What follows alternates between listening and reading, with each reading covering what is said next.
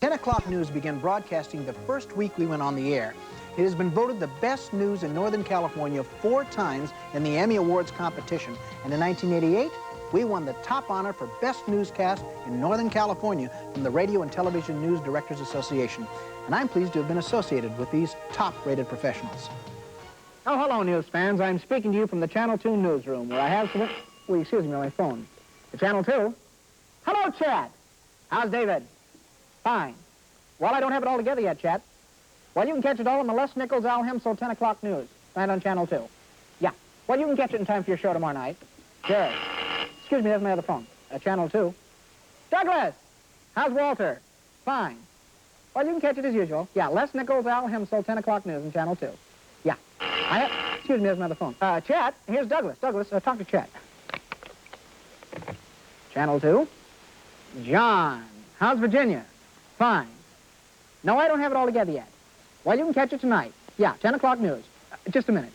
See, folks, everybody gets their news from Les Nichols and Al Hemsel on Channel 2 at 10. Why don't you?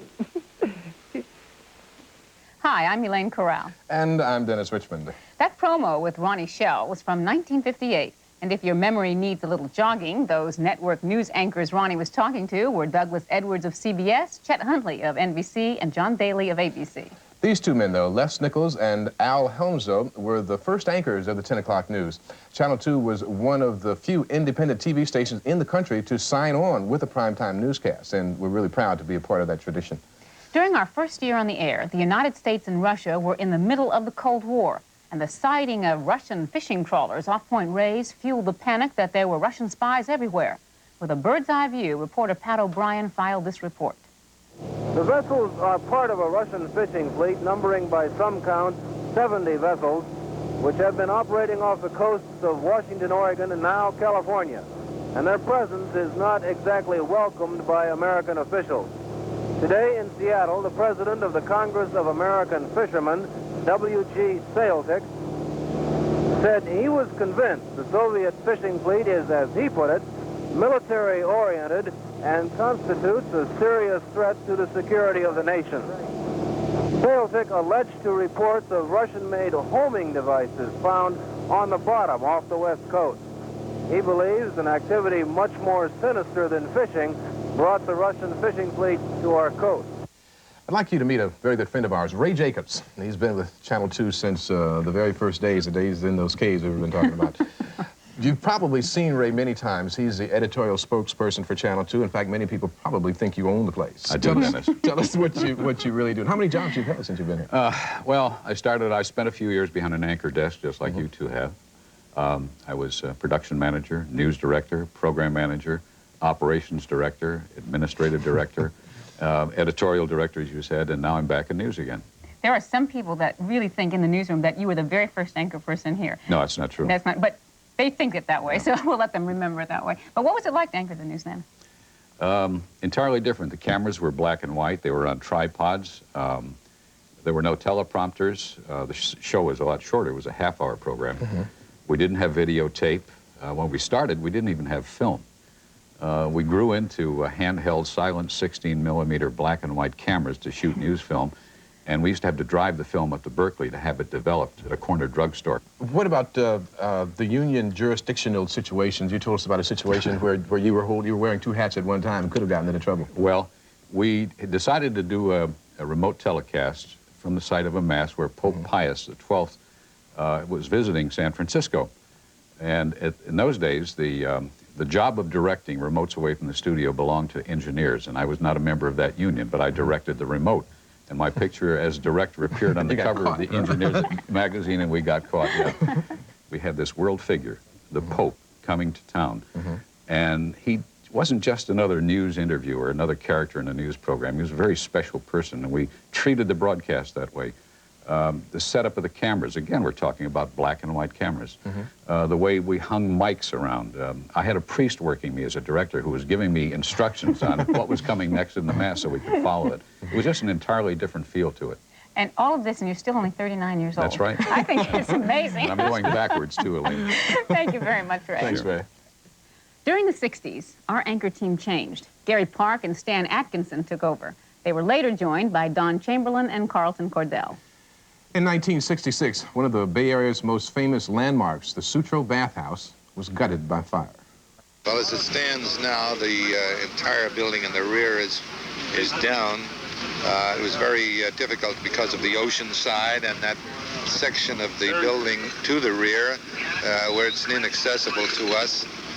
Most of this fire had to be taken from the front of the building. The only damage that we could give an estimate on is possibly about $100,000 to the restaurants in the complex on both sides of the fire.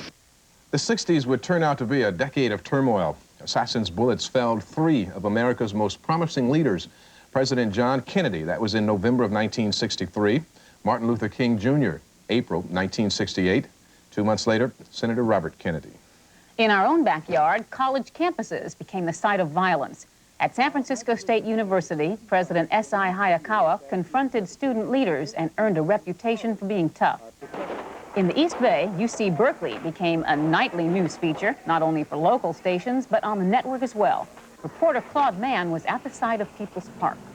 The issue has now grown far broader than who should control a piece of university property on which street people and students build a park. And from here, I see no early solution in sight. This is Claude Mann reporting from the University of California in Berkeley. Anti-war demonstrations became even more intense as we moved into the 1970s. Draft card burnings, sit-ins, and the flower children of San Francisco's Haight-Ashbury district became the symbol of the decade. To San Francisco,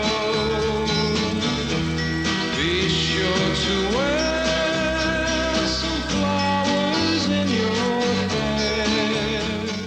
People today complain that politics has turned into a 3-ring circus with candidates grandstanding to get on TV. But as we look back at old footage, we saw that that's nothing new.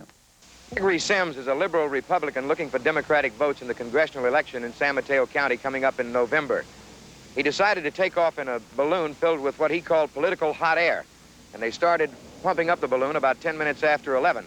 We talked to him before he went off the ground and asked him why he selected this method to let people know about his campaign.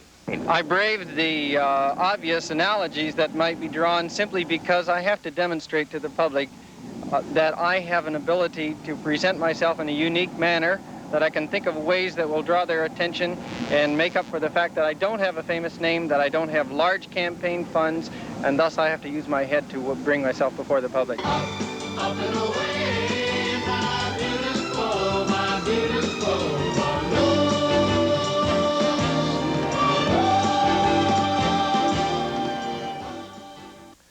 And when it came to effectively using the media, there was always San Francisco Mayor Joseph Alioto.